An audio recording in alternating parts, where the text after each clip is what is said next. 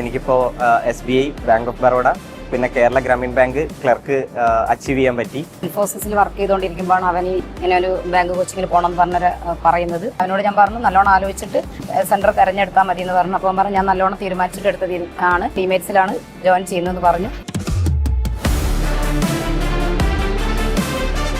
എൻ്റെ പേര് അക്ഷയ്.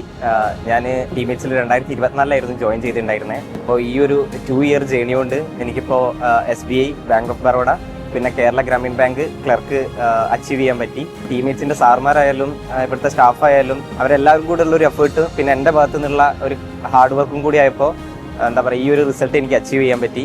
സോ ഭയങ്കര ഹാപ്പിയാണ് ഈ മൊമെൻറ്റിൽ. ഞാൻ അക്ഷയുടെ അമ്മ. ഇൻഫോസിസിൽ വർക്ക് ചെയ്തുകൊണ്ടിരിക്കുമ്പോഴാണ് അവൻ ഈ ഫീൽഡിലേക്ക് ഇങ്ങനെ ഒരു ബാങ്ക് കോച്ചിങ്ങിന് പോകണം എന്ന് പറഞ്ഞ പറയുന്നത്. അപ്പോൾ അവനവിടെ റിസൈൻ ചെയ്യുകയും റിസൈൻ ചെയ്തിട്ട് ശേഷമാണ് ഈ ഇതിലേക്ക് വരുന്നത്. ഇത് വന്നതിന് ശേഷം അവൻ പറഞ്ഞു ഞാൻ എവിടെയാണ് സെൻറ്റർ തിരഞ്ഞെടുക്കുന്നത് ചോദിച്ചപ്പോൾ പറഞ്ഞു ഞാൻ ടീമേറ്റ്സ് ആണ് തിരഞ്ഞെടുക്കുന്നത് പറഞ്ഞു. പക്ഷേ അതിനെപ്പറ്റി എനിക്ക് വലിയ അറിവൊന്നുമില്ലായിരുന്നു. അവനോട് ഞാൻ പറഞ്ഞു നല്ലോണം ആലോചിച്ചിട്ട് സെൻറ്റർ തിരഞ്ഞെടുത്താൽ മതി എന്ന് പറഞ്ഞു. അപ്പോൾ പറഞ്ഞു ഞാൻ നല്ലോണം തീരുമാനിച്ചിട്ട് എടുത്തതാണ് ഞാൻ ഈ ടീമേറ്റ്സിലാണ് ജോയിൻ ചെയ്യുന്നതെന്ന് പറഞ്ഞു. ആ ടീമേറ്റ്സിൻ്റെ സാറന്മാരെയായാലും അവിടുത്തെ സ്റ്റാഫിൻ്റെയും സപ്പോർട്ടോട് കൂടി അവൻ ഇങ്ങനെ ഒരു രീതിയിൽ എത്താൻ പറ്റിയെന്നുള്ളത് വളരെയധികം സന്തോഷമുണ്ട്.